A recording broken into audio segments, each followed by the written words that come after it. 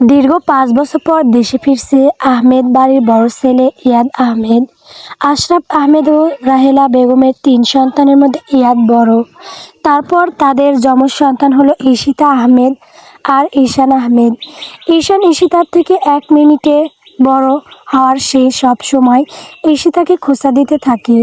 এই নিয়ে সবসময় তাদের মধ্যে ঝগড়া লেগেই থাকে। তারা দুইজনের বাড়িটাকে মাতিয়ে রাখে। আশরাফ আহমেদের নিজস্ব বড় বিজনেস আছে, যা দেশ ছাড়িয়ে বিদেশেও আছে। বাবার পরে আশরাফ আহমেদ এই বিজনেসকে এই পর্যায়ে নিয়ে আসে। ৫ বছর আগে বাবা মায়ের উপর রাগ করে তাদেরকে না জানিয়ে বিদেশে পাড়ি জমায় ইয়াদ। এই ৫ বছরে একটিবারের জন্য দেশে আসেনি সে। কিন্তু এইবার বাবা মায়ের কড়া আদেশে দেশে আসছে ইয়াদ। ৫ বছর আগে গ্রামের সহজ সরল মেয়ে আফিয়াত রুহির ছোট থেকে বড় হয়ে ওঠা এই গ্রামেই বাবা রাজীব ইসলাম আর মা আমিনা বেগমের একমাত্র আদরের মেয়ে রুহি। বাবা মায়ের বিয়ের বহু বছর পর রুহির জন্ম হয়, তাই রুহি বাবা মায়ের বড্ড আদরের। রুহি হওয়ার পর তারা আর সন্তান নেওয়ার কথা ভাবেনি। রুহি এখন ১০ম শ্রেণীতে পড়ছে। মেয়েটার যেমন চঞ্চল তেমনই মেধাবী। পড়াশোনায় সবসময় সবার আগে এগিয়ে থাকে বলে স্কুলের স্যারদের খুব প্রিয় আমাদের রুহি। দেখতে উজ্জ্বল ফর্সা, কোমর সমান লম্বা চুল, চোখ দুটো ভীষণ মায়াবী, আর হাসলে ডান গালে টোল পড়ে যা তাকে আরও মায়াবী করে তোলে। সারাদিন বাইরে বাইরে ঘুরে বেড়ানোর তার একমাত্র কাজ। মাঠে ঘাটে এর গাছের আম, ওর গাছের পেয়ারা এইসব চুরি করে খাওয়াই তার যেন সুখের কাজ। আজ তার সকল কাজের সঙ্গী হলো তার একমাত্র বান্ধবীর কথা। পাশাপাশি বাড়ি হওয়ায় ছোট থেকে বড় হয়ে ওঠা একসাথেই। রুহির বাবার বেশ কয়েকটা দোকান আছে বাজারে। এছাড়া গ্রামে তার নিজস্ব জমি রয়েছে অনেক। বাবা মায়ের একমাত্র সন্তান হওয়ায় সব সম্পত্তি তিনি একাই পান। বাপ দাদার পুরনো আমলের দোতলা বাড়িটিতে তিনি পরিবার নিয়ে থাকেন। রুহির ঘরটি দোতলায়। তার ঘরে একটি বড় জানালা আছে, যা দিয়ে রাতের আকাশ চাঁদ দেখা যায়। এই ঘরটা রুহির খুব পছন্দের। রুহি মায়ের একমাত্র কাছের বান্ধবী রাহেলা বেগম। বিয়ের পর রাহেলা শহরে চলে যায় আর আমিনার বিয়ে হয় গ্রামেই। আমিনার বিয়ের সময় অবশ্য রাহেলা এসেছিল। এরপর আর তাদের দেখা হয়নি, কিন্তু ফোনে কথা হয় সব সময়। বিয়ের পরেও তাদের বন্ধুত্ব এখনও কমেনি। এত বছর পর আমিনা সিদ্ধান্ত নেয় যে সে তার বান্ধবীর সাথে দেখা করতে ঢাকায় যাবে। কিন্তু রুহি শহরে যেতে রাজি হয় না, কারণ তার শহর আর শহরের মানুষদের একদমই পছন্দ না। অনিচ্ছা সত্ত্বেও রুহির বাবা মা রুহিকে রুহির বান্ধবীর কথাদের বাসায় রেখে যেতে রাজি হয়। পরের দিন সকাল সকাল তারা বেরিয়ে পড়ে। যাওয়ার আগে রুহি বাবাকে জড়িয়ে ধরে বলে, আমার জন্য শহর থেকে অনেক কিছু নিয়ে এসো বাবা। রাজীব মেয়ের মাথায় হাত বুলিয়ে বলেন, তোর জন্য মনে করে আমি অনেক কিছু নিয়ে আসবো মা। তুই কিন্তু সাবধানে থাকিস আর একদম বাইরে বাইরে ঘুরবি না। আমরা তাড়াতাড়ি ফিরে আসবো। এদিকে এত বছর পর প্রথমবারের মতো তার প্রাণপ্রিয় বান্ধবী তার বাসায় আসবে শুনে রাহেলা বেগম রান্নাঘরে ছুটে যান। তিনি আজকে বান্ধবীর পছন্দের সব খাবার নিজের হাতে রান্না করবেন। এদিকে বিকেল গড়িয়ে সন্ধ্যা হতে চলল, কিন্তু তাদের আসার কোনো খবর নেই। দেখে রাহেলা খুবই চিন্তিত হয়। এমন সময় আননোন নম্বর থেকে তার ফোনে কল আসে। তিনি কল রিসিভ করেন। ওপাশ থেকে একজন বলেন, আপনাদের আত্মীয়কে ঢাকা মেডিকেল হাসপাতালে ভর্তি করানো হয়েছে, আপনি একটু তাড়াতাড়ি আসবেন প্লিজ। এরকম খবর শুনে রাহেলার হাত থেকে ফোন নিচে পড়ে যায়। শব্দ শুনে ঘর থেকে আশরাফ আহমেদ বেরিয়ে আসে এবং তাকে জিজ্ঞাসা করে যে কি হয়েছে। রাহেলা কান্না করতে করতে সব খুলে বলে। আশরাফ বলেন, আমাদের এখন হাসপাতালে যাওয়া উচিত রাহেলা। তারা দুজন হাসপাতালের উদ্দেশ্যে বেরিয়ে পড়ে। সেখানে গিয়ে একজন নার্সকে তাদের কথা জিজ্ঞাসা করে। এমন সময় সেখানে একজন পুলিশ আসে। তাদের বললেন, একটি ব্রেক ফেল ট্রাক এসে ওনাদের গাড়িতে ধাক্কা দেয়, ফলে ওনাদের গাড়িটি ট্রাকের নিচে চাপা পড়ে। পুরুষটির স্পষ্ট ডেড আর মহিলাদের অবস্থা খুব খারাপ, যে কোনো সময় কোনো কিছু হয়ে যেতে পারে। আপনি পারলে একটা বার দেখা করে আসুন। রাহেলা ছুটে যায়। তাকে দেখা মাত্রই আমিনা অক্সিজেন মাস্কটা খুলে বললেন, আমার হাতে বেশি সময় নেই রাহেলা। আমি জানতাম তুই আসবি। শেষবারের মতো আমার একটা অনুরোধ রাখ। আমি চলে যাওয়ার পর আমার মেয়েকে দেখার মতো আর কেউ থাকবে না। ও আমার একমাত্র নারী, সেরা ধন। কথা দে তুই ওকে দেখে রাখবি, ওকে মানুষের মতো মানুষ করে তুলবি। আমাদের অভাব ওকে অনুভব করতে দিবি না। কথা দে বোন। রাহেলা আমিনার হাত ধরে বলে, আমি কথা দিলাম আমি তোর মেয়েকে সবসময় দেখে রাখবো। এখনও আমার দায়িত্ব। কিন্তু তুই কোথাও যাবি না, তোর কিছু হবে না। এমন সময় হুট করে আমিনা জোরে জোরে শ্বাস নিতে থাকে। রাহেলা চিৎকার করে ডাক্তারকে ডাকে। ডাক্তার আসার আগেই আমিনা শেষ নিঃশ্বাস ত্যাগ করে। ডাক্তার এসে তাকে মৃত ঘোষণা করে। রাহেলা আমিনাকে জড়িয়ে চিৎকার করে কান্না করতে থাকে। আশরাফ আহমেদ এসে স্ত্রীকে সান্ত্বনা দিয়ে বলেন, নিজেকে সামলাও রাহেলা, তুমি কাঁদলে আমিনা কষ্ট পাবে।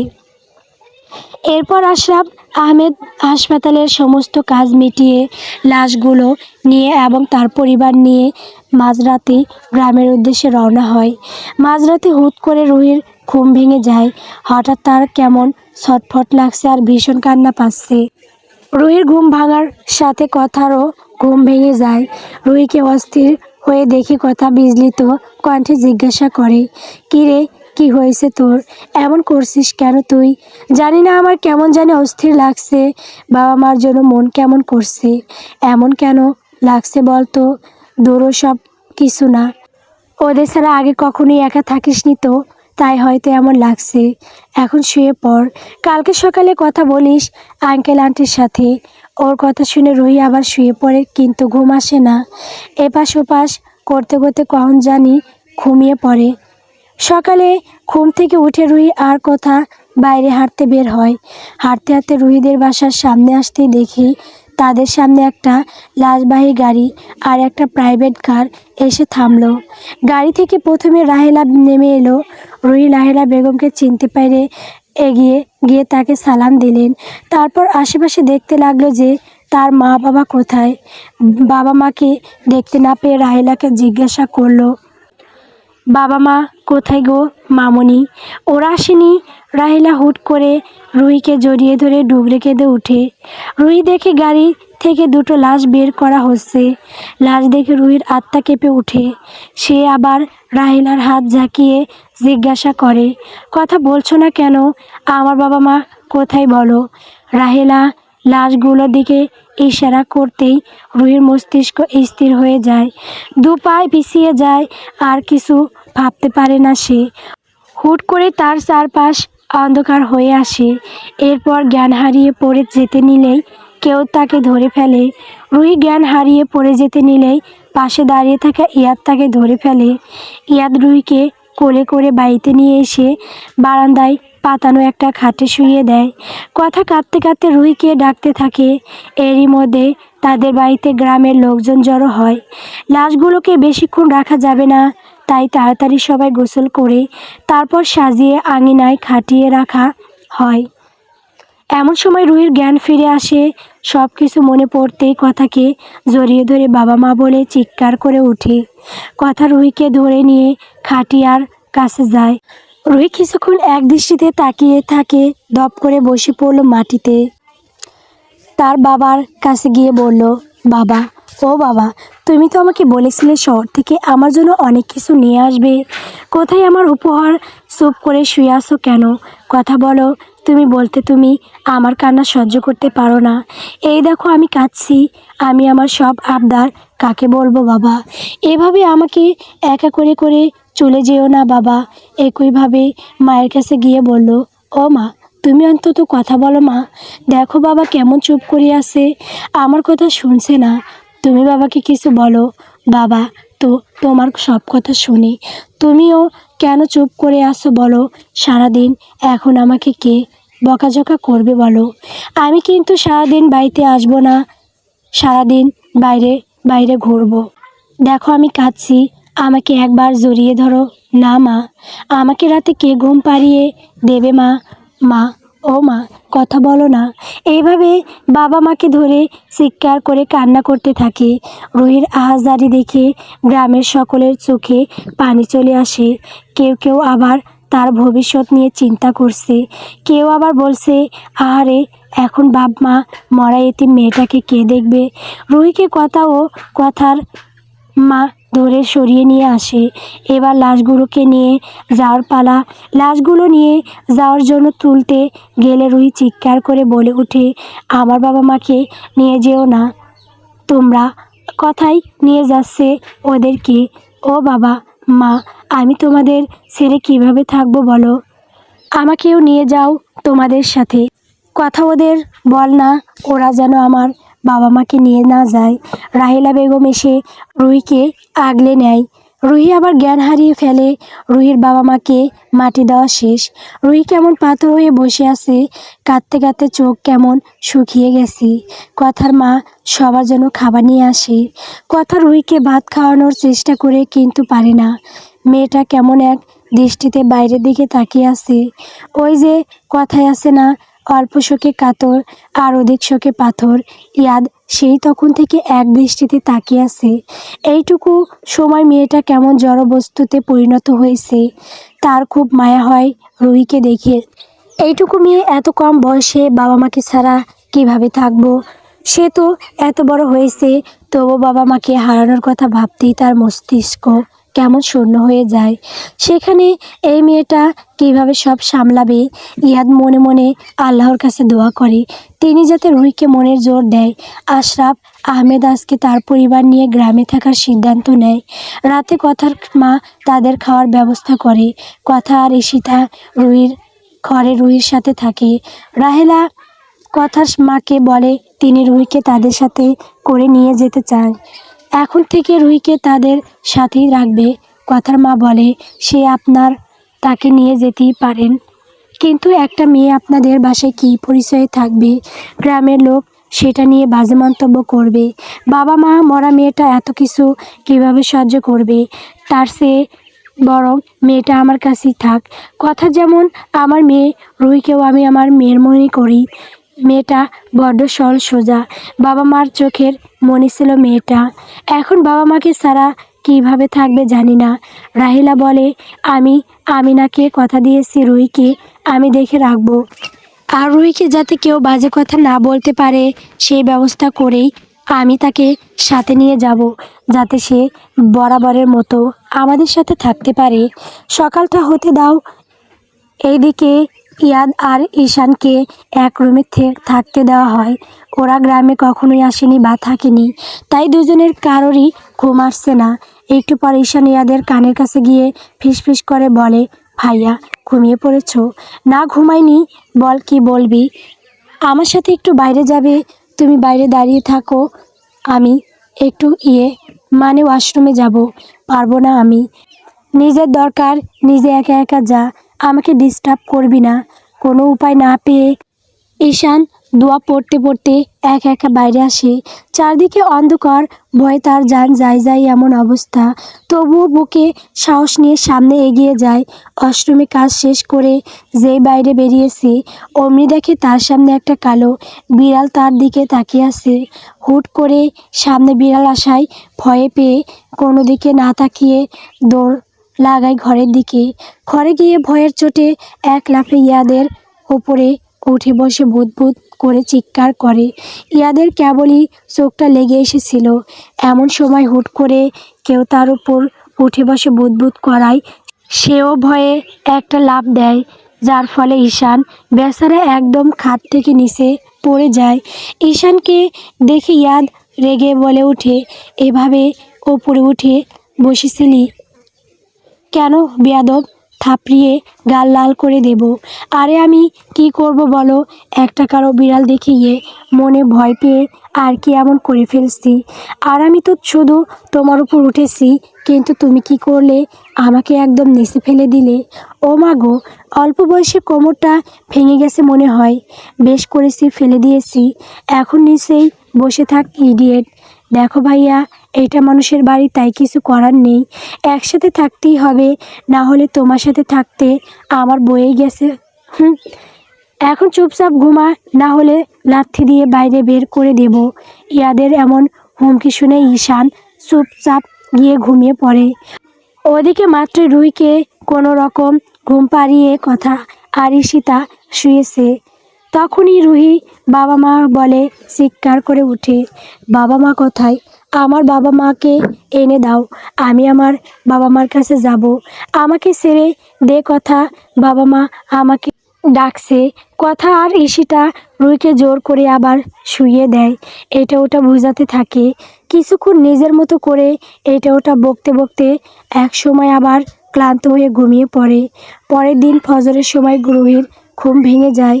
রুহি কথার সাথে তার বাবা মায়ের কবর দেখতে যাবে বলে ঠিক করে। ঈশিতাও ঘুম ভেঙে গেছে বিদায় সেও রুহিদের সাথে যেতে চায়। তারা তিনজন মিলে যাওয়ার জন্য বাসা থেকে বের হয়। কবরস্থান বেশি দূরে নয়, রুহিদের বাসায় পাশেই। রুহি তার বাবা মার কবরের পাশে দাঁড়ায়, তারপর মাটিতে বসে বাবা মা কবরের হাত বুলিয়ে দিয়ে ডগরে কেঁদে ওঠে, আমাকে এভাবে একা করে কেন চলে গেলে তোমরা? এই নাকি তোমরা আমাকে ভালোবাসো? তাহলে আমাকে একা ফেলে যেতে কষ্ট হলো না তোমাদের? সেদিন আমাকেও তোমাদের সাথে যাওয়া উচিত ছিল, তাহলে আজকে আর আমাকে একা থাকতে হতো না, আমিও তোমাদের পাশেই ঘুমিয়ে থাকতাম। আমাকে কষ্ট দিয়ে দুজনেই খুব তো ঘুমাচ্ছ, তোমাদের ছেড়ে আমি একটুও ভালো নেই। বাবা মা প্লিজ তোমরা ফিরে এসো, তোমরা ছাড়া তো আমার কেউ নেই, আমি এখন কার কাছে যাব বলো? এভাবে অনেক কথা বলতে থাকে। একবার বাবার কবর আর একবার মায়ের কবর জড়িয়ে শুয়ে চিৎকার করে কান্না করে। ওর কান্না দেখে কথা আর ঈশিতাও কান্না করে দেয়। কিছুক্ষণ পর কথা গিয়ে রুহিকে উঠিয়ে নিয়ে আসে। রুহি কিছুতেই বাসায় যেতে চায় না, তবুও কথা আর ঈশিতা জোর করে রুহিকে বাসায় নিয়ে যায়। রুহিকে রুমে বসিয়ে ওর পাশে ঈশিতাকে রেখে কথা ওর বাসায় যায় সকালের খাবারের ব্যবস্থা করতে, তার মাকে সাহায্য করবে বলে। এদিকে রাতে ভালো মতো ঘুমাতে না পারায় বেশ বেলা করে ঘুম ভাঙে ইয়াদের। পাশে ঈশান এখনও ঘুমাচ্ছে, তাকে ডেকে দিয়ে ইয়াদ বাইরে যায় ফ্রেশ হতে। ফ্রেশ হয়ে তার মা তাদেরকে খেতে ডাকে। সকালের নাস্তা শেষ করে ইয়াদ আবার রুমে চলে আসে। গ্রাম তার একটুও ভালো লাগে না, তাড়াতাড়ি এখন থেকে গেলে বাঁচবে এমন অবস্থা। কিছুক্ষণ পর রাহেলা বেগম ইয়াদকে বাইরে ডাকে। ইয়াদ বাইরে এসে দেখে বসার ঘরে বেশ লোকজন। সব লোকজনের মধ্যে ইয়াদের চোখ গেল সোফায় বসে থাকা রুহির দিকে।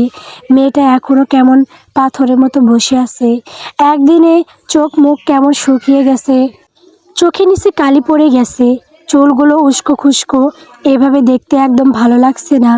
ইয়াদের মন চাইলো একবার গিয়ে জিজ্ঞাসা করতে যে মেয়েটা কিছু খেয়েছে কি না, কিন্তু পরক্ষণেই নিজের ভাবনাকে মনের মধ্যেই রেখে দিল। তার মা তার পাশে এসে দাঁড়াতেই ইয়াদ জিজ্ঞাসা করলো, সকাল সকাল বাড়িতে এত লোকজন কেন মা? রুহিকে আমাদের সাথে নিয়ে যাব, তাই নিয়ে যাবে ভালো কথা, তাই বলে এত লোকজন কেন? দেখ ইয়াদ, এটা গ্রাম, আমাদের শহরের চিন্তা ভাবনা আর গ্রামের মানুষের চিন্তা ভাবনা এক না। আমরা রুহিকে নিয়ে গেলে আমাদের কোনো সমস্যা নেই, কিন্তু গ্রামের লোক এটা নিয়ে রুহিকে বাজে কথা বলবে।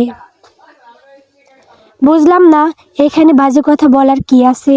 সে তো আমাদের বাড়িতে নিজের মতো করেই থাকবে, এমন তো না যে আমরা তাকে দিয়ে কোনো কাজ করব।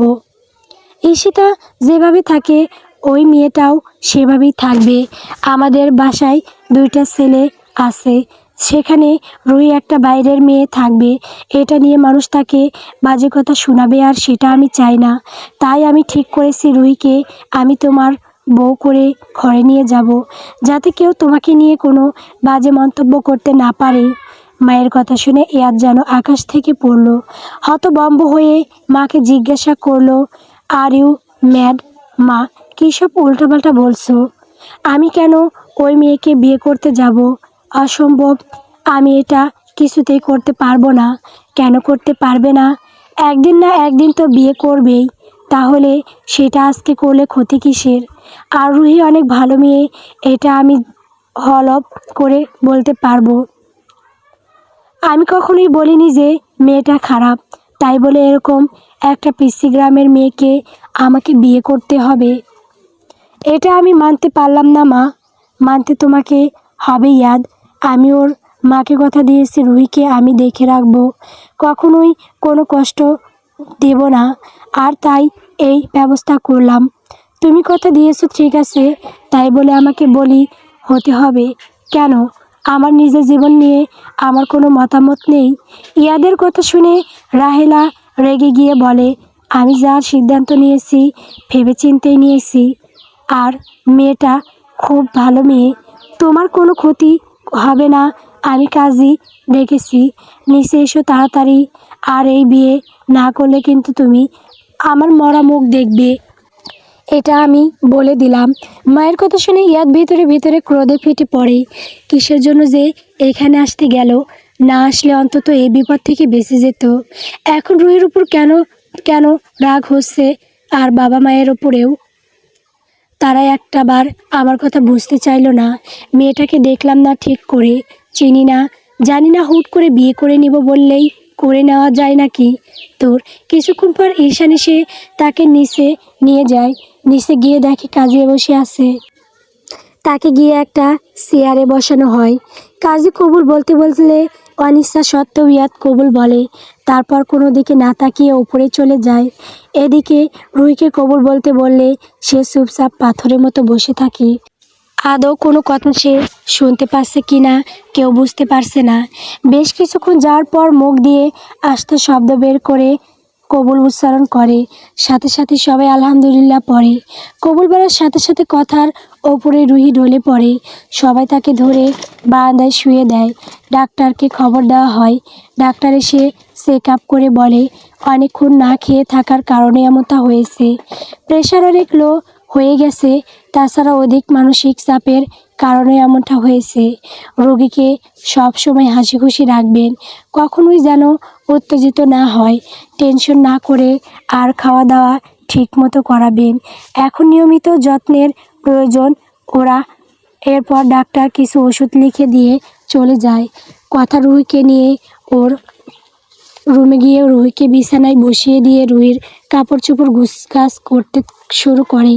রুহির কথার হাত ধরে তাকে বলে, আমি এখান থেকে কোথাও যাব না, কথা বাবা মাকে এখানে একা ফেলে আমি কোথাও যাব না, তোদের সবাইকে রেখে আমি ওই ইট পাথরের শহরে গিয়ে থাকতে পারবো না, আমাকে তোদের সাথে রেখে দে না রে, দূর, কিছু হবে না। দেখিসনি শহরের আন্টিটা কত ভালো, তোকে কত ভালোবাসে, তোকে ওরা খুব যত্নে রাখবে দেখিস। আর তুই কি বিদেশে চলে যাচ্ছিস নাকি? ঢাকা তো কাছে, ফোনে তো আমাদের কথা হবেই, আর একটু বড় হয়ে গেলে আমিও ঢাকায় গিয়ে পড়াশোনা করব, তখন আবার দুজনে একসাথে হব, কত মজা হবে বলতো। চিন্তা করিস না, তোর বাবা মার কবর দুইটা আমি দেখে রাখবো, আর সাথে তোদের বাড়িটাও দেখে রাখবো। রুহি কথাকে জড়িয়ে ধরে কান্না করতে থাকে। এদিকে কথারও বুক ফেটে কান্না আসছে, কিন্তু রুহির সামনে কাঁদলে রুহি আরও ভেঙে পড়বে, তাই নিজেকে অনেক কষ্টে আটকে রেখেছে। সব কিছু গোছানো শেষে রুহির একমাত্র পছন্দের জিনিসটা রুহির হাতে দিল কথা। সেটা হলো একটা গিটার। রুহি গানের গলা অসম্ভব সুন্দর, গান খুব ভালোবাসে দেখে রুহির বাবা ছোট থেকে মেয়েকে গান শিখিয়েছে। রুহির সাথে কথাও গান শিখতো। রুহি গিটার বাজাতে খুব ভালোবাসতো দেখে তার বাবা তার গত জন্মদিনে তাকে একটা গিটার উপহার দেয়। এই গিটারটা রুহির খুব পছন্দের।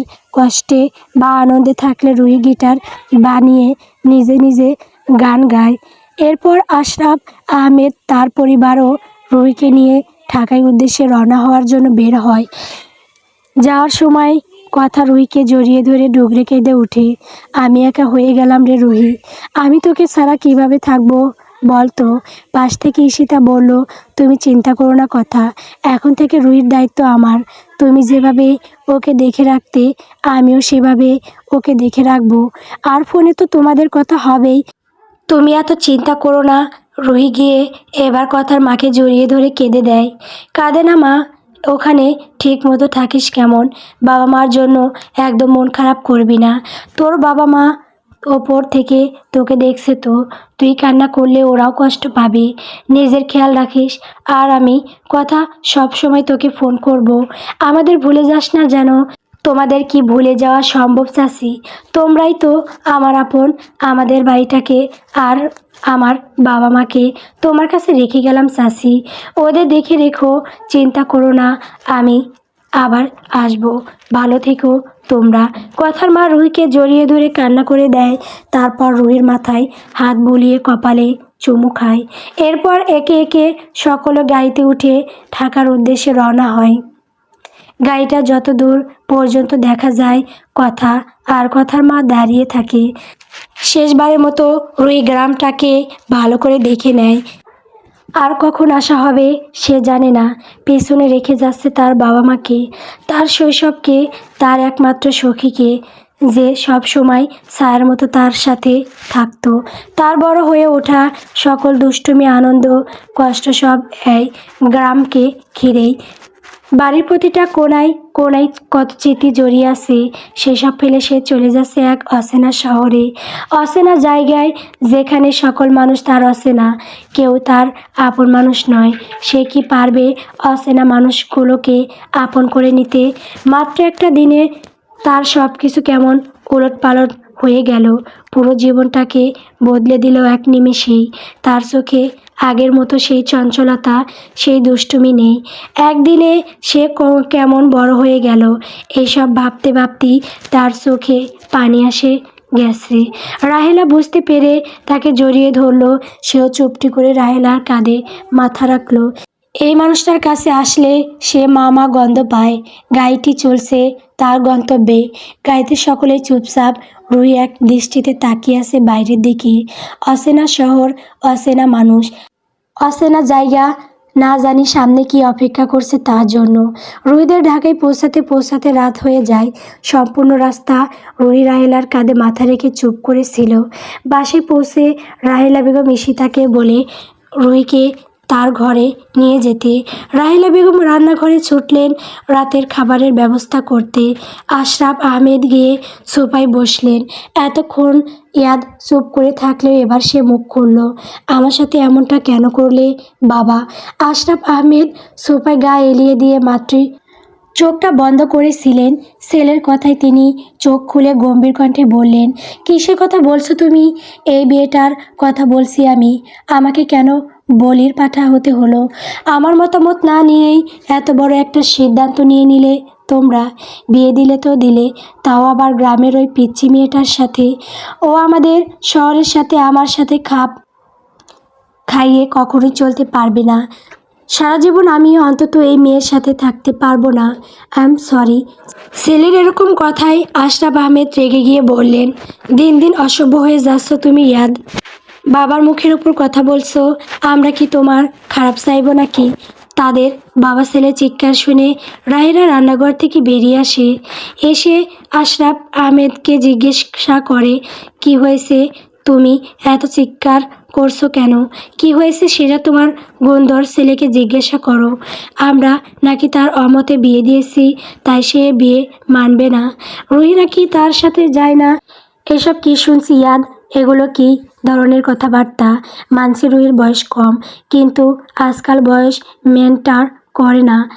আর রুহি গ্রামে বড় হয়েছে বলে আমাদের সাথে যায় না, এটা কেমন কথা?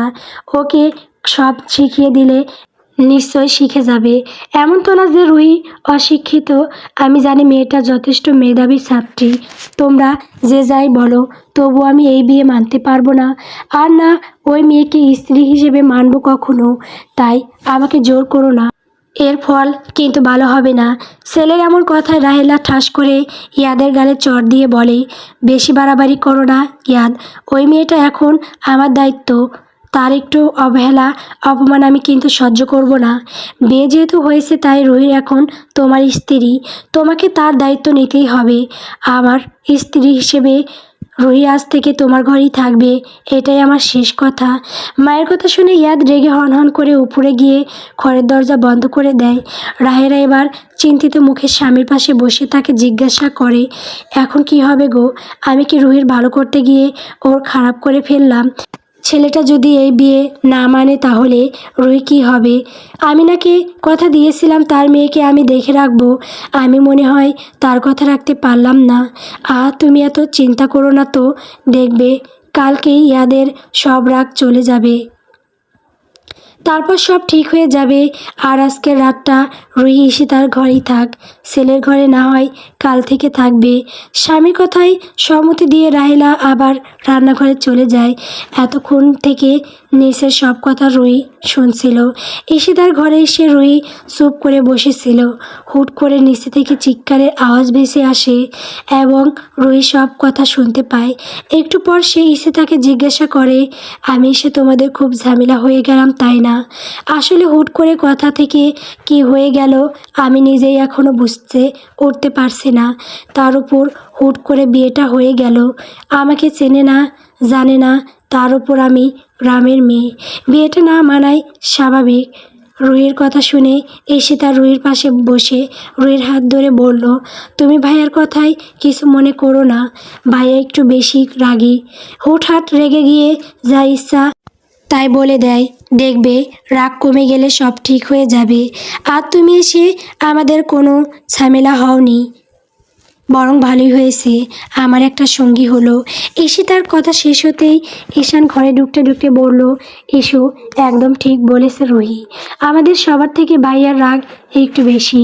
চিন্তা করো না, সব ঠিক হয়ে যাবে। ওইসব কথা বাদ দাও, মায়ের কাছে শুনেছি আমরা তিনজন একই ক্লাসের, তাই আজকে থেকে আমরা তুমি না তুই করে বলবো। ঈশানের সাথে তাল মিলিয়ে ঈশিতা বলে, ঈশান ঠিকই বলছে, আজকে থেকে আমরা তুই করে বলবো। রুহি একটু অস্বস্তি নিয়ে বলে, কিন্তু কোনো কিন্তু নয়, আজকে থেকে আমরা তিনজনে বেস্ট ফ্রেন্ড। ঈশিতার কথায় ঈশিতার মাথায় গাঁটটা মেরে বলে ওঠে, বয়ে গেছে তোকে আমার বেস্ট ফ্রেন্ড ভাবতে, তুই হলি আমার জন্মগত শত্রু, সেই মায়ের পেট থেকে আমার পিছু নিয়েছিস। ঈশানের বাচ্চা ঈশান, তুই আবার আমার মাথায় গাঁটটা মারলি, দাঁড়া তোর হচ্ছে আজকে। এই বলে ঈশিতা ঈশানের দিকে বালিশ ছুঁড়ে মারে। বালিশ ঈশানকে লাগার আগেই সে দৌড় দিয়ে রুমের বাইরে চলে যায়। এদের কাণ্ড দেখে রুহি না চাইতেও হেসে ফেলে। ওর হাসি দেখে ঈশিতা বলে, যাক বাবা, এতক্ষণ একটু তো হাসলি। এদিকে রুমে এসে ইয়াদ পায়চারি করছে আর ভাবছে কি করে এই বিয়ে থেকে বাঁচা যায়। কিছুক্ষণ লাগাতার পায়চারি করার পর কিছু একটা ভেবে সে বাঁকা হাসি দেয়, যার অর্থ তার মাথায় নিশ্চয়ই কোনো বুদ্ধি এসেছে। ইয়াদ মনে মনে বলে, এখন শুধু সকাল হওয়া বাকি, তারপর আসল খেলা শুরু হবে। খুব সকালে ঘুম থেকে ওঠার অভ্যাস রুহির, তাই আজকেও খুব সকালে ঘুম ভেঙে গেছে। রাতে তেমন ঘুম হয়নি, শেষ রাতের দিকে একটু ঘুমিয়েছিল। ঘুম থেকে উঠে ফ্রেশ হয়ে অজু করে নামাজ পড়ে নিল। ঈশিতা এখনও ঘুমাচ্ছে, তাই তাকে আর ডাকলো না। সে একাই বেলকনিতে গিয়ে দাঁড়ালো। বাবা মার কথা মনে পড়তেই কেঁদে উঠল মনটা। সকালে বেশ বেলা করে ঘুম ভাঙল রাহেলার। ঘুম থেকে উঠে রান্নাঘরে যায় সকালের নাস্তা বানাতে। কিছুক্ষণ পরে আশরাফ আহমেদ এসে সোফায় বসে রাহেলাকে বলে, কই গো, আমাকে এক কাপ চা দিয়ে যাও। রাহেলা এসে স্বামীকে চা দিয়ে যায়। এমন সময় ঘুম ঘুম চোখ ডলতে ডলতে ঈশান এসে বাবার পাশের সোফায় বসে বলে, গুড মর্নিং বাবা। গুড মর্নিং মাই সন। ঈশিতা আর রুহি ঘুম থেকে উঠেনি। এই তো বাবা, আমরা চলে এসেছি। রুহিকে নিয়ে সিঁড়ি দিয়ে নামতে নামতে ঈশিতা উত্তর দেয়, শয়তানের নাম নিতেই শয়তান এসে হাজির। ঈশানের খোঁচা দেওয়া কথা শুনে ঈশিতা রেগে ঈশানকে মারতে যায়। অমনি ঈশান দৌড় দেয়। সারা ড্রয়িং রুম তারা দৌড়াতে থাকে। তাদের ঝগড়া শুনে রাহেলা বেগম রান্নাঘরে থেকে বেলুন হাতে বাইরে এসে বলে, সকাল সকাল কি শুরু করেছিস দুজনে? সারাক্ষণ তোদের ঝগড়া লেগেই থাকে। চুপচাপ টেবিলে খেতে বসো, আমি খাবার দিচ্ছি। মায়ের ধমক খেয়ে ঈশান ও ঈশিতা চুপ হয়ে যায়। সবাই নাস্তার টেবিলে খেতে বসে আশরাফ আহমেদ রুহির মাথায় হাত বুলিয়ে নরম গলায় জিজ্ঞাসা করে, এখানে তোমার কোনো অসুবিধা হচ্ছে না তো মা? অসুবিধা হলে নির্দ্বিধায় বলবে কেমন? না আঙ্কেল, কোনো অসুবিধা হয়নি। আঙ্কেল আবার কি? আমাকে বাবা বলবে ঠিক আছে, বাবা বলবো হ্যাঁ, সমস্যা কি? আমি কি তোমার বাবা হতে পারি না? সমস্যা নেই তো। আচ্ছা, আমি আপনাকে বাবাই বলে ডাকবো। আচ্ছা বেশ। আর আপনি আজ্ঞে করার দরকার নেই, আমাকে আর তোমার মামুনিকে তুমি করেই বলো। ওনার কথায় রিওপনিস মাথা নাড়ায়, যার অর্থ আচ্ছা। রাহেলা বেগম এসে ঈশিতাকে বললেন, যা তো তোর ভাইয়াকে ডেকে নিয়ে আয়। এত বেলা অবধি কেউ ঘুমায়, নাস্তা করবে না নাকি? ঈশিতা ইয়াদকে ডাকতে উপরে যায়।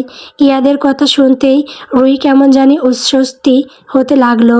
কালকে এই মানুষটার সাথেই বিবাহ নামক পবিত্র বন্ধনে আবদ্ধ হয়েছি, অথচ মানুষটাকে চেনে না, আগে কখনোই দেখেনি। এই 2 দিনও দেখা হয়নি মানুষটিকে তেমন করে। তার উপর কালকে যেসব কথা বলল, তাকে দেখে আবার রিয়েক্ট না করে। এমন সময় ঈশিতা ওপর থেকে তাড়াতাড়ি করে নামতে নামতে মামা করে ডাকতে থাকে। ঈশিতা ডাক শুনে রাহেলা রান্নাঘর থেকে বেরিয়ে হয়ে এসে জিজ্ঞাসা করে, কী রে, কী হয়েছে? আর তোকে না ইয়াদকে ডাকতে পাঠালাম, ইয়াদ কোথায়? ভাইয়া ঘরে নেই মা। ঘরে নেই মানে কোথায় গেছে? ঈশিতা মায়ের হাতে একটা কাগজ দেয়। রাহেলা কাগজ পড়ে যেন আকাশ থেকে পড়ল। আশরাফ আসে রাহেলাকে বলল, কি লেখা আছে কাগজে? কাগজে লেখা আছে, তোমার ছেলে এই বিয়ে মানবে না বলে রাতেই আমাদেরকে না বলে বিদেশে চলে গেছে। এই কথা শুনে ঘরের মধ্যে মনে হয় বাজ পড়ার মতো অবস্থা। সবাই কেমন থ মেরে আছে। রুহি এসব কথা শুনে নিজেকে দায়ী করতে লাগলো। সব আমার জন্যই হচ্ছে। আমি যদি তোমাদের সাথে না আসতাম তাহলে এত কিছু হতো না, আর তোমাদের ছেলেও তোমাদের ছেড়ে যেত না। আমি এখনই চলে যাচ্ছি গ্রামে, তোমরা তোমাদের ছেলেকে ফিরে আসতে বলো। রুহির কথা শুনে রাহেলা বলে, তোর কোনো দোষ নেই, তুই কেন চলে যাবি? আজ থেকে এটা তোরও বাড়ি। আর ইয়াদের কথা ভাবিস না, ও ঠিক চলে আসবে 5 বছর পর।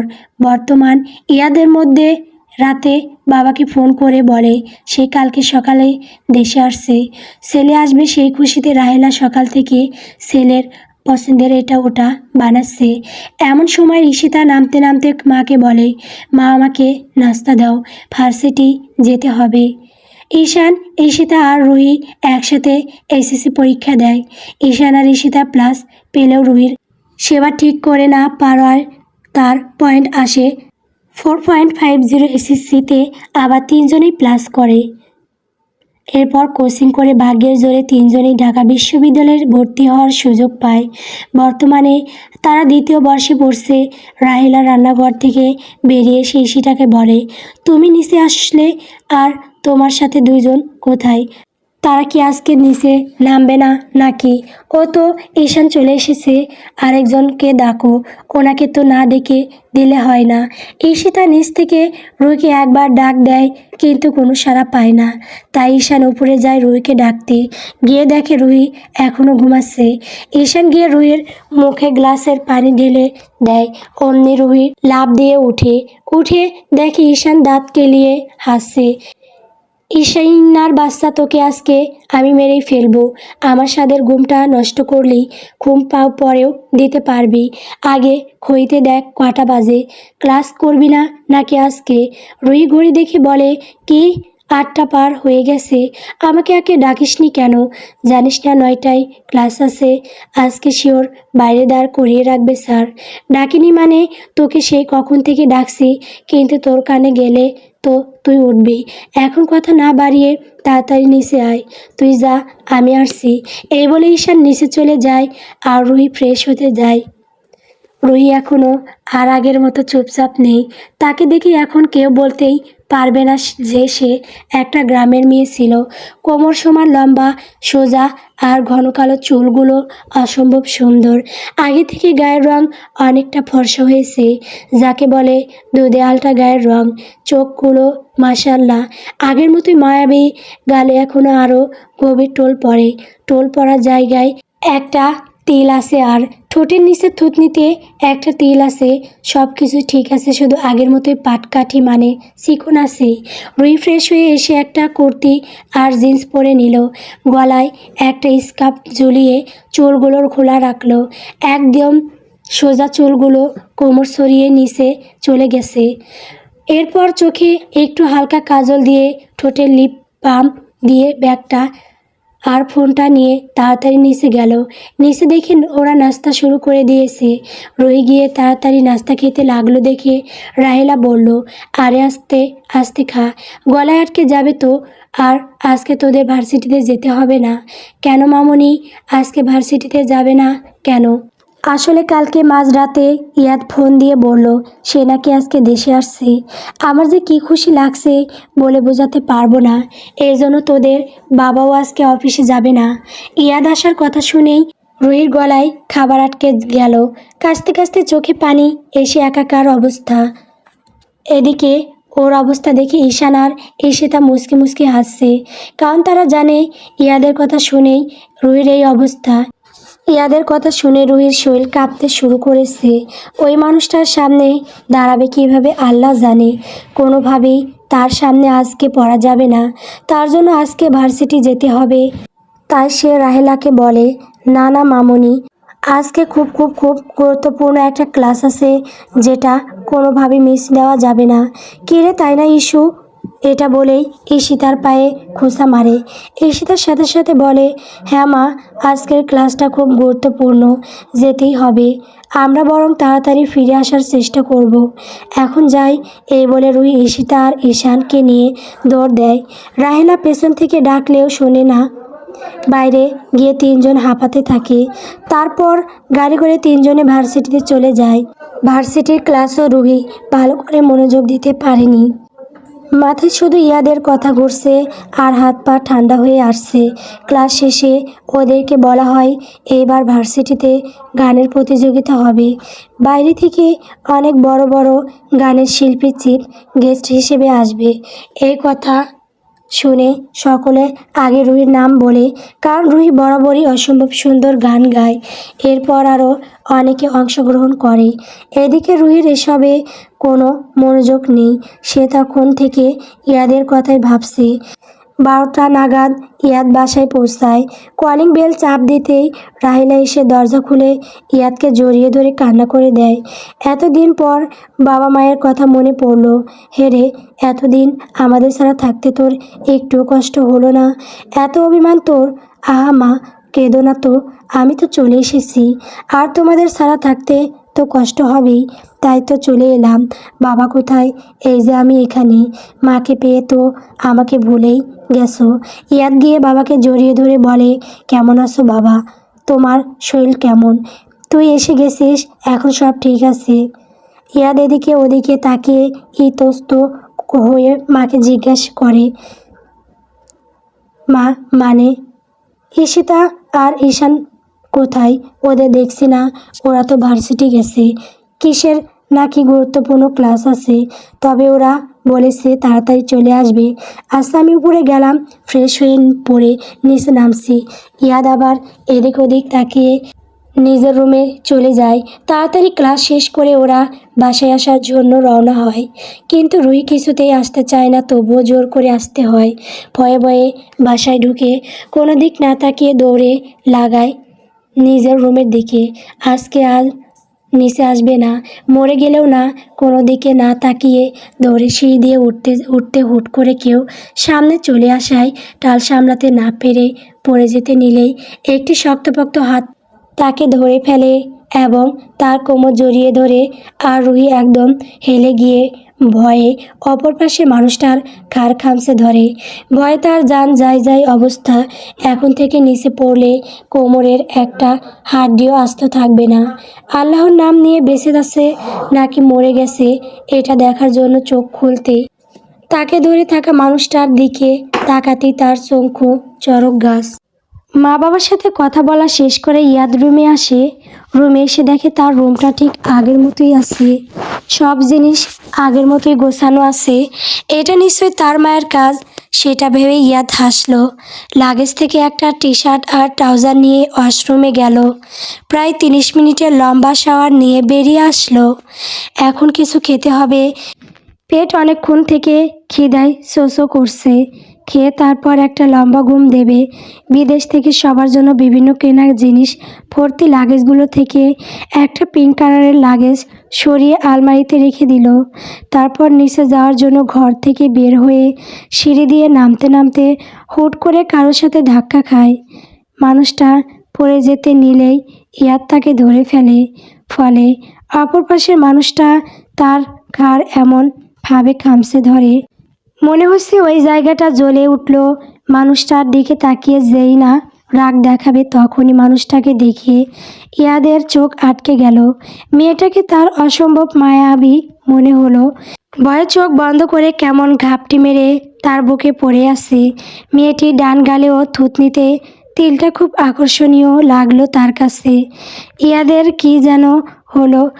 হুট করে মেয়েটির মুখের সামনে পড়া চুলগুলো সরিয়ে কানের পাশে গুজে দিল। অমনি মেয়েটা ফট করে চোখ খুলল। এদিকে রুহি চোখ খুলে দেখে তার দিকে অপর পাশের মানুষটা অদ্ভুতভাবে তাকিয়ে আছে। কিছু সময় তাকিয়ে থাকার পর মানুষটাকে চিনতে পারল যে এইটা ও ইয়াদ। অমনি রুহির বুকটা ধক করে উঠল। কথায় আছে না, যেখানে বাঘের ভয় সেখানেই সন্ধ্যা হয়। রুহির বেলাতেও সেম। ইয়াদের ভয়ে পালাচ্ছিল আর সেই ইয়াদের সাথে ধাক্কা খেলো। কি করবে কিছু ভাবতে না পেরে ইয়াদের বুকে হাত দিয়ে ধাক্কা দিয়ে নিজের ঘরের দিকে দৌড় লাগায়। এদিকে ইয়াদ এতক্ষণ অপলক দৃষ্টিতে রুহির দিকে তাকিয়েছিল। হুট করে রুহির ধাক্কাতে কিছুটা পিছিয়ে যায় এবং তার হুঁশ আসে। ততক্ষণে রুহি ওপরে উঠতে শুরু করেছে।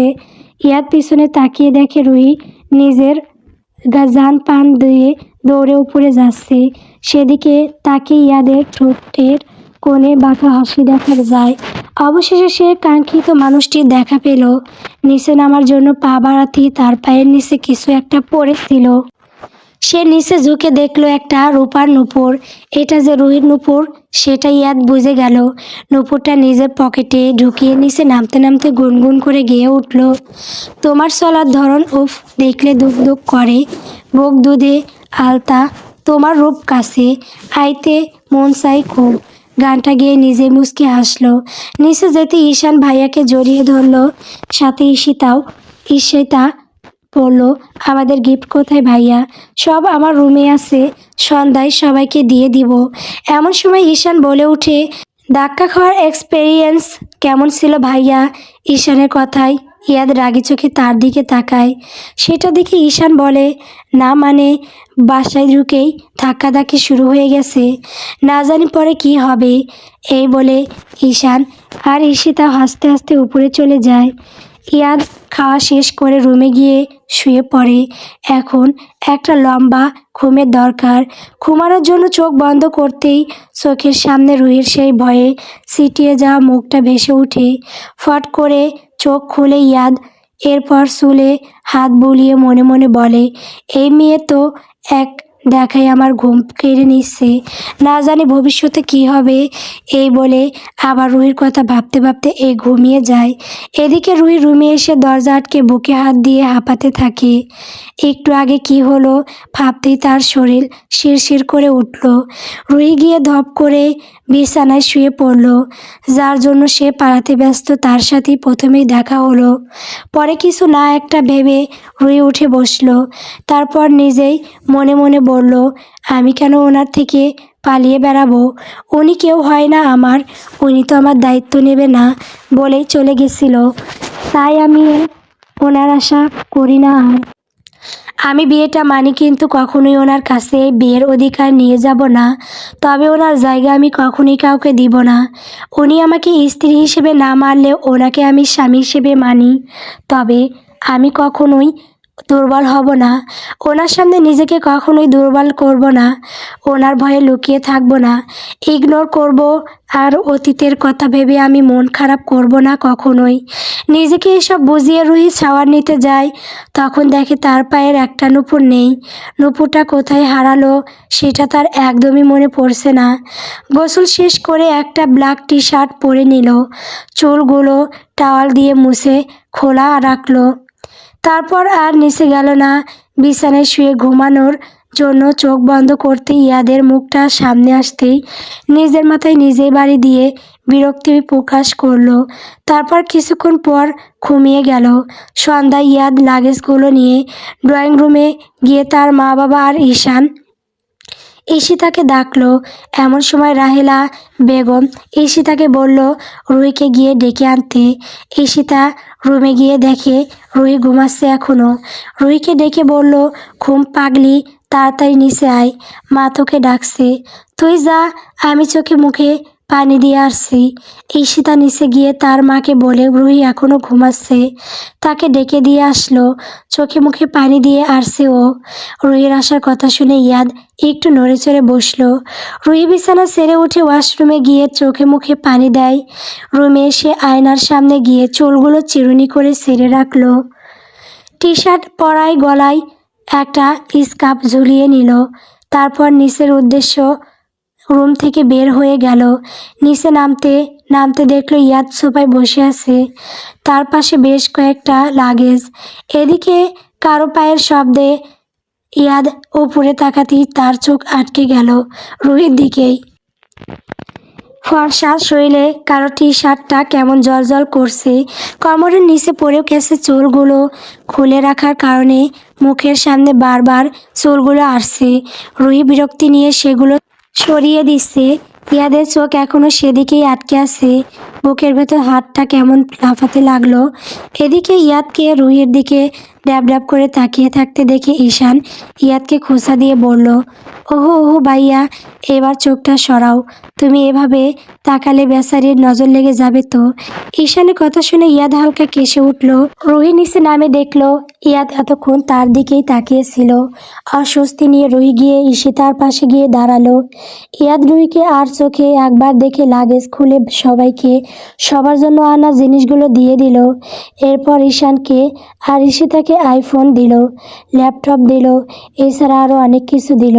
সবার গিফট দিল, কিন্তু রুহিকে কিছু দিল না দেখে রুহি কিছুটা অপমান বোধ করলো। ঈশিতা আর রাহেলা এই নিয়ে একে অপরের দিকে মুখ চাওয়াচাওয়ি করলো। রুহি সেখানে আর না দাঁড়িয়ে উপরে চলে গেল। ইয়াদ সেদিকে তাকিয়ে বাঁকা আসলো, তারপর গটগট করে উপরে চলে গেল। ঘরে গিয়ে ইয়াদ আলমারি থেকে পিঙ্ক কালারের লাগেজটা বের করে বিছানার উপরে রাখলো। তারপর লাগেজটা খুলে ভেতরে থাকা জিনিসগুলো কেটে হাত বুলিয়ে মুচকে আসলো। কবে যে এই জিনিসগুলো তার নির্দিষ্ট মালিককে দিতে পারবে সেটা ভেবেই একটা ভারী নিঃশ্বাস ছাড়লো। রাতে সবাই খাওয়ার সময় রুহিকে ডাকতে গেলে রুহি ওর খাবার ঘরে নিয়ে আসতে বলে। ঘরে সে রাতের খাবার খায়। ইয়াদ ভেবেছিল খাওয়ার সময় হয়তো রুহিকে দেখতে পাবে, কিন্তু খাওয়ার সময় রুহি নিচে আসেনি বলে বেশ বিরক্ত হয় ইয়াদ। তারপর খাওয়া শেষ করে কোনো কথা না বলে নিজের ঘরে চলে যায়। সন্ধ্যায় নিচে ডেকে রুহিকে কিছু দেয়নি দেখে রুহির খুব মন খারাপ হয়। শুয়ে শুয়ে রুহি ভাবতে থাকে তার জন্য সামান্য একটা জিনিস আনলে কী এমন হতো। নিজের বউ হিসেবে না হলেও বাড়ির একজন সদস্য হিসেবেও তো কিছু আনতে পারতো। পরে ভাবলো তাকে কেন কিছু দিবে, তাকে তো কিছু হিসেবে মানেই না। ইয়াদের কথা ভাবতে ভাবতে একসময় রুহি ঘুমিয়ে পড়ে। সকালের ইয়াদ ঘুম থেকে উঠে নিচে নামে ব্রেকফাস্ট করার জন্য। নিচে নেমে দেখে সকলের ডাইনিং টেবিলে উপস্থিত শুধু রুহি বাদে। ইয়াদ কিছু বলতে চেয়েও বলল না, চুপচাপ বসে গেল খেতে। তখন রাহেলা ঈশিতাকে বলল রুহিকে ডেকে আনতে। ঈশিতা রুহিকে ডাকতে উপরে যায়। ঘরে গিয়ে দেখে রুহি উঠে ওয়াশরুমে গেছে। ঈশিতা ওয়াশরুমের গেটের কাছে গিয়ে রুহিকে বলে, এই পেতনি, তাড়াতাড়ি বের হয়ে রেডি হয়ে নিচে আয় বেডি, মা ডাকছে তোকে, তারপর ভার্সিটি যেতে হবে তো নাকি। এই বলে ঈশিতা নিচে গেল। ঈশিতা যাওয়ার কিছুক্ষণ পর রুহি ওয়াশরুম থেকে ফ্রেশ হয়ে বের হলো। এরপর ভার্সিটি যাওয়ার জন্য রেডি হয়ে একটা কালো গাউন পরে নিল। গলায় ফেলে রাখলো কালো ওড়নাটা। কোমর পেরিয়ে যাওয়া চুলগুলো খোলা রাখলো। চোখে একটু কাজল আর কপালে একটা সেন্টানের টিপ পরে নিল। এরপর ব্যাগ আর ফোনটা নিয়ে নিচে নামলো। ইয়াদ খেতে খেতে কারো পায়ের শব্দে উপরে তাকাতে রুহুকে দেখে বড় সড়ো একটা ধাক্কা খেলো। এই বুঝি হার্ট ফেল হয়ে যাবে। রুহি তাড়াতাড়ি করে নিচে নামার কারণে তার লম্বা চুলগুলো সমান তারে ঝুল ধরছে।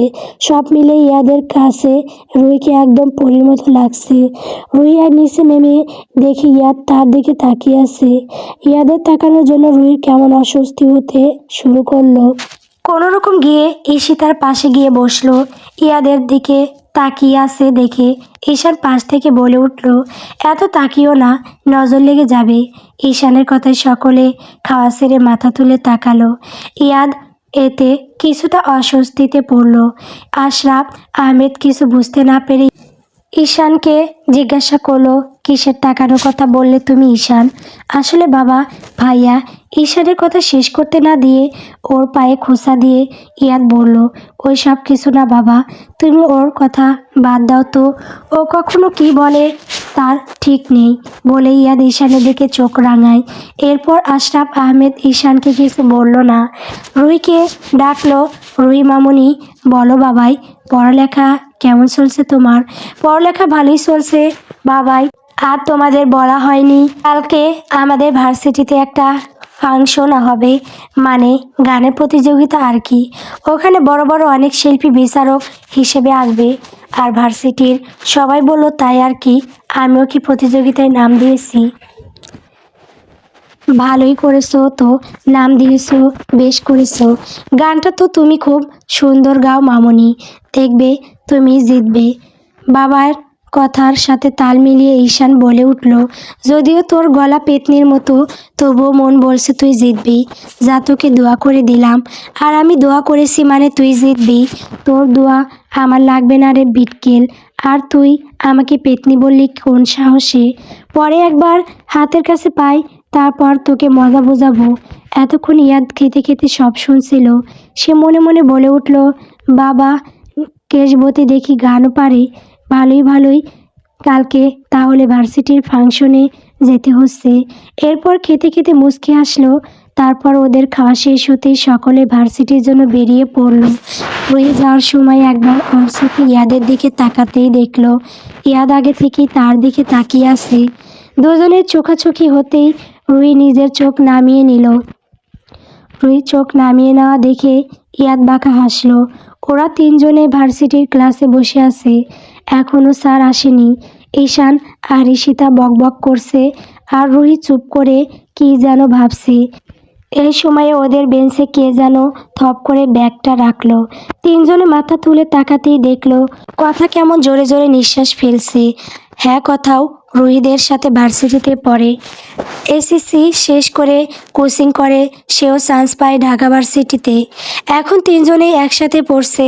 কথাকে এমন হাঁপাতে দেখে ঈশান বলল, তুই কি পাগলা কুত্তার দৌড়ানি খাই আসলি নাকি? এভাবে হাঁপাননি রোগীর মতো হাঁপাচ্ছিস কেন? নে পানি খা। আরে ইয়ার, পাগলা কুত্তায় দৌড়াইনি ভাই, ভাবলাম লেট হয়ে ক্লাস শুরু হয়ে গেছে হয়তো, তাই দৌড় দিয়ে আসলাম। তাই তো বলি, তোর এই শাকচুন্নি মার্কার চেহারা দেখে কুত্তা দৌড়ায় পালাবে, তোকে দৌড়ানি দিবে কেন? ঈশানের কথায় রেগে গিয়ে কথা ঈশানকে মারতে যায় অমনি রুহি বলে, আরে ভাই তোরা থামবি, সব সময় কি এত ঝগড়া করিস? আমার এদিকে টেনশনে হাত পা ঠান্ডা হচ্ছে। কালকে প্রতিযোগিতার কথা ভাবতেই আমার গলা কেমন শুকিয়ে যাচ্ছে। না জানি কি করব কালকে। কত বড় বড় লোকজন আসবে বলতো? রুহির ধমকে কথা থেমে যায়। ঈশানের দিকে চোখ রাঙায়, যার অর্থ পরে তাকে দেখে নিবে। এরপর রুহিকে বলে, হ্যাঁ কালকে তো আমি ভার্সিটি আসিনি। ইস্যু আমাকে ফোনে বলছে প্রতিযোগিতার কথা। দোস্ত তুই একদম চিন্তা করিস না, তোর গলায় একদম জাক্কাস আছে। আমি মেয়ে হয়েও তোর গলায় গান শুনে তোর উপরে ক্রাশ খাইছি ভাই, এত চাপ নিস না, ইনশাল্লাহ তুই জিতবি। কথার বলা শেষ হতেই ক্লাসরুমে স্যার চলে আসে। ক্লাস শেষ করে ওরা মাঠে বসে বাদাম খাচ্ছে। এমন সময় চতুর্থ বর্ষের একজন ছেলে, নাম আকাশ, সে আসে রুহির পাশে বসে। এতে রুহি কিছুটা অপ্রস্তুত হয়ে পিছিয়ে যায়। ঈশানের কিছুটা রাগ হলেও কিছু বলে না, কারণ ভার্সিটির বড় ভাই হয়, কিছু বলতে গেলে আবার ঝামেলা লাগবে তাই। রুহি বলে উঠে, কিছু বলবেন ভাইয়া? না তেমন কিছু না, আসলে আমি শুনলাম তুমি নাকি কালকের প্রতিযোগিতায় নাম দিয়েছো। এমনিতে তোমার গলা মারাত্মক সুন্দর, আমার তো খুব ভালো লাগে তোমাকে। না মানে তোমার গানের গলা খুব ভালো লাগে। দেখবে তুমি জিতবে, আর কোনো সমস্যা হলে আমাকে অবশ্যই বলবে কেমন? জি ভাইয়া বলবো। এখন আমি যাই, আসলে বাসে যাই, একটু প্র্যাকটিস করতে হবে, কালকে তো প্রতিযোগিতা। এই বলে রুহি উঠে পড়ে, সাথে ঈশিতা ঈশান আর কোথাও ওর পিছু পিছু যায়। কথাই আর ঈশিতাকে বেজায় বিরক্ত এই সিনিয়র ভাইয়ের প্রতি। কেমন গায়ে পড়ে কথা বলতে আসে রুহির সাথে। ঈশান তো বলেই ফেললো ছেলেটা কেমন গায়ে পড়া স্বভাবের ভাই, রাগ উঠায় দেয়। খালি যদি বড় ভাই না হতো তাহলে বুঝিয়ে দিতাম। বাদ দে এখন সব কথা, যা হবে পরে দেখা যাবে। কালকে আমার প্রতিযোগিতা আছে, তাই এখন বাসায় যাই, প্র্যাকটিসে করতে হবে। এখন আর বাইরে না ঘুরে তাড়াতাড়ি বাসায় যায়। কথাকে একটা রিকশায় উঠিয়ে দিয়ে ওরা তিনজনে বাসায় যায়। বিকেলবেলা ঈশান, ঈশিতা আর রোহিত ড্রয়িং রুমের সোফায় বসে নুডলস খেতে খেতে গল্প করছিল যে কালকে রুহি কেমন ড্রেস পরে এই নিয়ে। এমন সময় ইয়াদ কফি খেতে খেতে নিচে নেমে ডাইনিং টেবিলের একটা চেয়ারে বসে ফোনে হাত চালাতে চালাতে আর চোখে রুহিকে দেখতে লাগলো। রুহি তাল উল্টো পাশে বসা ইয়াদকে দেখতে পেল না, কিন্তু ঈশিতা আর ঈশান ঠিকই দেখতে পেল। তারপর দুজনের চোখের ইশারায় কী যেন বলল আর মুচকি হাসলো। এমন সময় ঈশিতা বলে উঠল, আরে এত ভাবিস না রুহি, তুই যেটা পড়বি সেটাতেই তোকে পরীর মতো লাগে। ঈশিতার কথায় ঈশান আরেকটু জোরে বলে উঠল, সেটা আর বলতে হয়, এটা তো দেখেই বোঝা যায়। এজন্যই তো ভার্সিটির সকল পোলাপাইন আমাদের রুহি আপার পেছনে ঘুরঘুর করে। আচ্ছা রুহি, এই পর্যন্ত কতগুলো প্রপোজাল পেয়েছিস মনে আছে তোর? জানি মনে নাই, মনে থাকার কথাও না। এতগুলো কি আর মনে রাখা যায়? ঈশানের কথা শুনে ইয়াদের কান আর খাড়া হয়ে গেল, চোখ মুখ কেমন শক্ত হয়ে গেল। তার বইয়ের পিছনে অন্য ছেলে ঘুরঘুর করে, সর্বনাশ, তার কপাল পড়ল নাকি? রুহি বুঝতে পারল না হঠাৎ ঈশিতা আর ঈশান এসব বলছে কেন। ইয়াদের রিয়াকশন দেখে ঈশিতা মুখ টিপে হাসলো, তারপর ঈশানের সাথে তাল মিলিয়ে বলল, আরে ওই সব প্রপোজাল তো হাজার হাজার জমা হয়ে আছে। কালকে কম্পিটিশনে যদি রুহি গান যায়, দেখবি কালকে আরও কত পোলা পাইন পাগল হবে। আর ওই আকাশ ভাইকে তো আমার একদম ভালো লাগে না। দেখিস না সারাক্ষণ খালি রুহি রুহি বলে মুখে ফেনা তোলে, আর সারাদিন রুহির আশেপাশে গুড়গুড় করে খালি। আজকেও কেমন হুট করে রুহির পাশে গিয়ে বসলো। ঈশিতার কথা শুনে ইয়াদের চোয়াল শক্ত হয়ে গেল, চোখ দিয়ে মনে হয় আগুন ঝরছে। এতদিন পাখিকে স্বাধীনতা দিয়ে আবার ভুল করলো নাকি? এখন যদি অন্য কেউ নিয়ে যায়, না না, এটা হতে দেওয়া যাবে না। পাখিকে শিকলে বাঁধতে হবে, সব সত্যি বলে দিতে হবে। রাগের চোটে ইয়াদ কফির মগটা শব্দ করে টেবিলে রাখলো।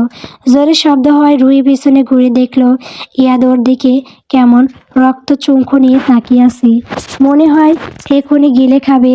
রুহি বুঝলো না ইয়াদ এভাবে তার দিকে তাকিয়ে আছে কেন। তার রাগী চোখে দেখে রুহি আর কোনো দিকে না তাকিয়ে দৌড়ে উপরে চলে গেল।